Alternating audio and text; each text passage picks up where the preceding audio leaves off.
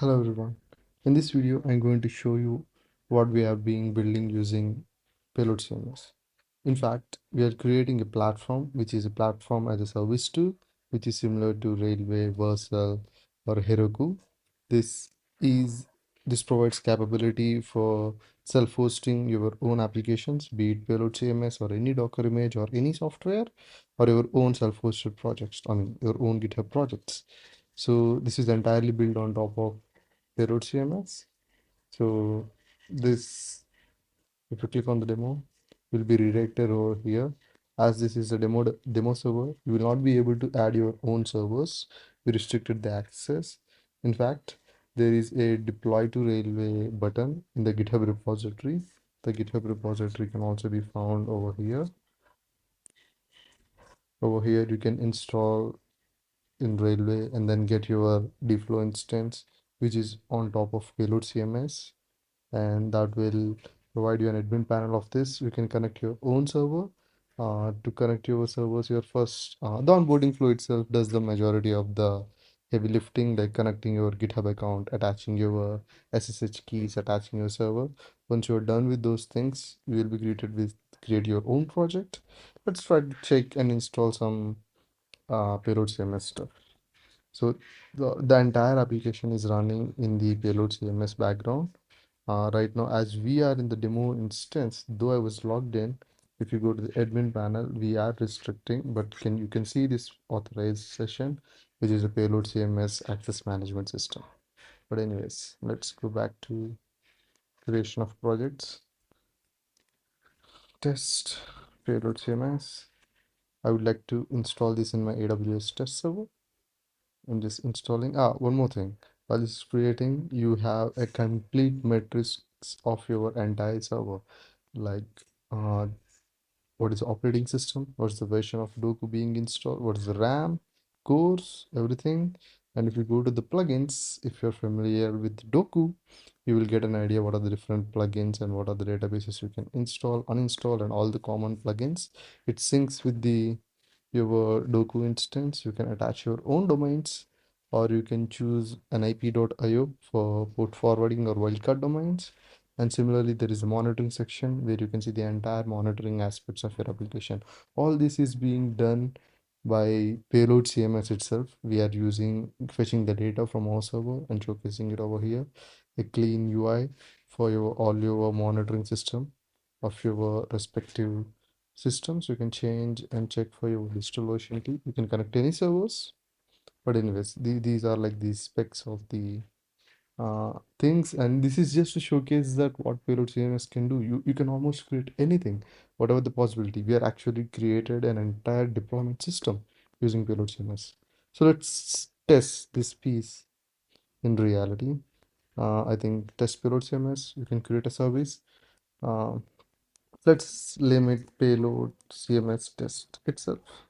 This is a type of, maybe first create the database. This is a MongoDB. No description, nothing. You create it. So first, and then none of the credentials were provided. All you have to do is click the deploy button. So you can even see the logs, how the deployment is happening in the background. So for it, rather than using WebSockets, we are using server-sent events to like it's a deliberate choice for obvious many reasons. But yeah, now it's running. We're grabbing the status and everything live from a remote server. Okay, we're getting the data from a remote server. And now payload, this was done. We can go back to our application and now install our payload CMS, payload CMS GitHub, and just this is the GitHub project. I'm getting that. Once you get your project, you can attach your account. I already attached a couple of GitHub accounts. I'm choosing one of my GitHub accounts. All this process, like attaching your server, attaching your GitHub account, attaching your SSH keys, all the process will be done in the onboarding itself. Now let's select a repository. Rocked is one of the repository which is on top of payload CMS. You choose your repository, your port, and we are using Railpack. Railpack is the latest builder which was an open source project by Railway. So we're using that. We just configure this and coming to the environment variables, add an environment. Let's add payload underscore secret to be some random number. Save this. Okay, we are supposed to add our database URL to database underscore URI. Oh, sorry, database underscore URI. And if you want to link it to your existing database, you can quickly link it. It will automatically fetch the database URL and pre-populate it over here, and then just save.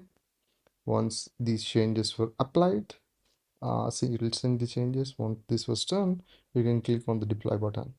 This deploy button actually triggers a deployment over here. And if you go through the logs, you can see the deployment. There are two different types of deployment which you are providing. One is the hero cache based deployments and the other is Railpack based deployments. Let's see what will happen. Seems like the MO instance is not going as far as we are expecting. Let's see once again.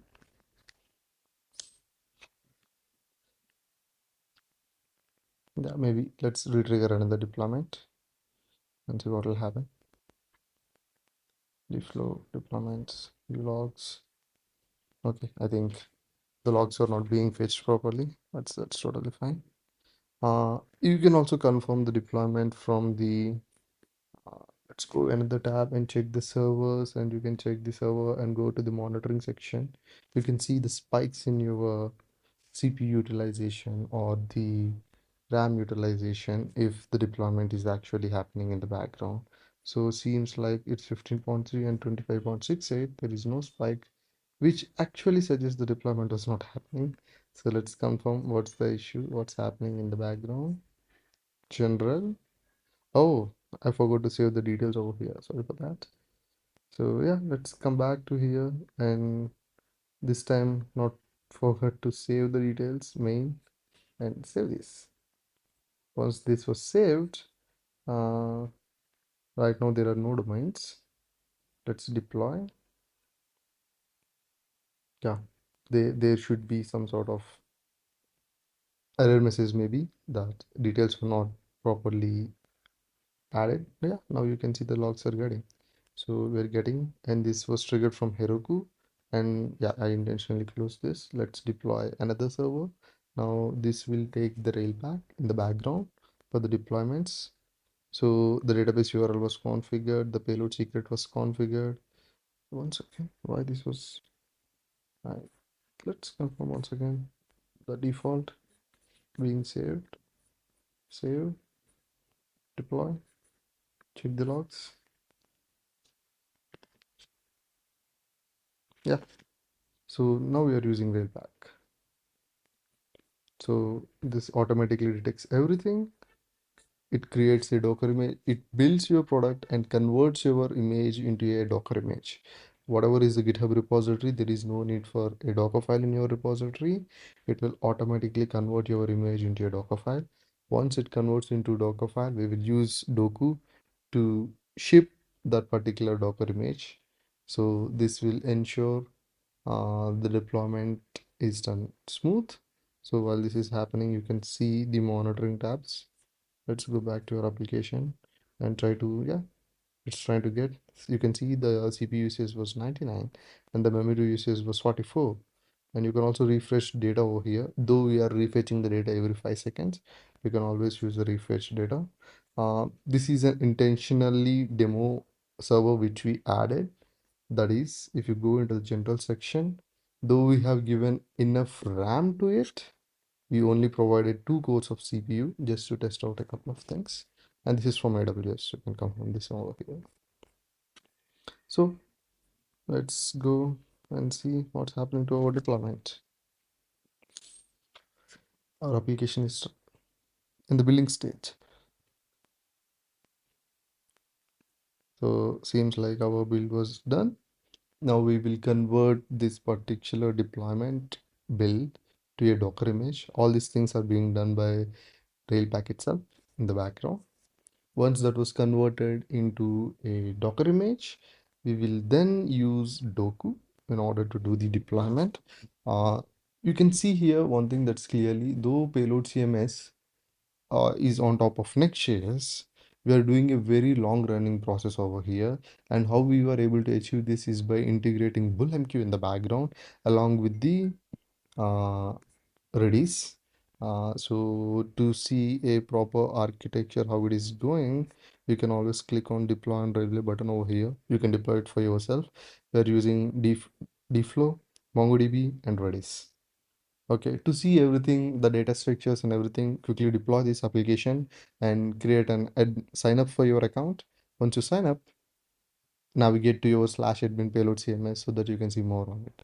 And the repository was also available for, it's an open source. You can always come back to this URL, Akhil Naidu dFlow, to check out the project. Cool. Anyways, let's see what's happening to over here. Yep. Seems like the image was deployed. Once the image was deployed using Doku, we are generating a random domain name to you. You can use NIP, SSLIP, or you can add your own domain name if you choose to. After that, we will generate an Let's Encrypt certificate for your application. So let's see what's happened with the SSL. So while this is happening in the background, yeah. So also, this is still in the building phase. I intentionally removed this to showcase you the build successful stage. And once you go back to your application, you can clearly see the domain names which are assigned to you. So if you click on this particular URL, this will redirect to your new payload CMS project. And yes, you can now navigate to your admin panel, which is fast. Just sign up for your password.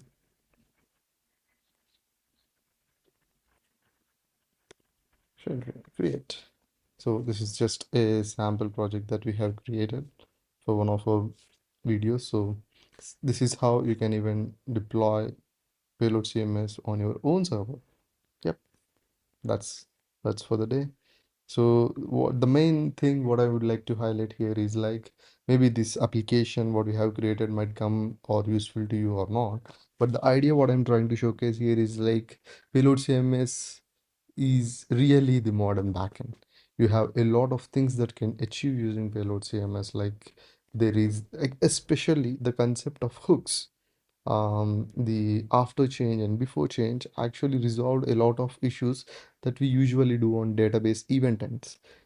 It provided a seamless way to interact or traverse in between the life cycle when the data is passing through, and it also provides a very clean mechanism to integrate in with majority of the things which on day to day every modern backend supposed to have.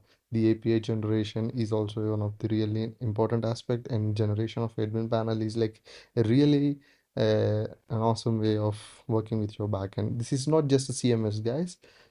Yes, it can be considered as a modern CMS, but you can actually create your own complete full throttle backend using Payload CMS. This is a proof of it. And in fact, the content QL website, which we build, through which you can create cloud VPS. User can create your own VPS over here, and subscriptions. User can add their own cards, transactions, and in fact, user can deploy your projects in Railway itself. Okay, we are providing the capability to deploy whatever project you want to in your Railway itself, and this is a full blown, and you can even create domains. Right now we are itself, and even this project is running on top of Payload CMS. This is the entire plan. I don't want to show much into the application level, but what I'm about to say is like this is good. Payload CMS doing a really nice job. Yeah, that's it for the day.